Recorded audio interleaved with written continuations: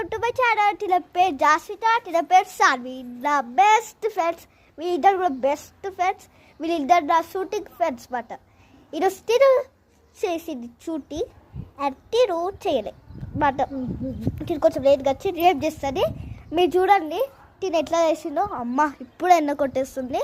అసలు వీడియో చాలా బాగుంది. నా పోస్ట్ చేసే వీడియోస్ మీకు ఏది నచ్చిందో చెప్పండి, ఓకేనా?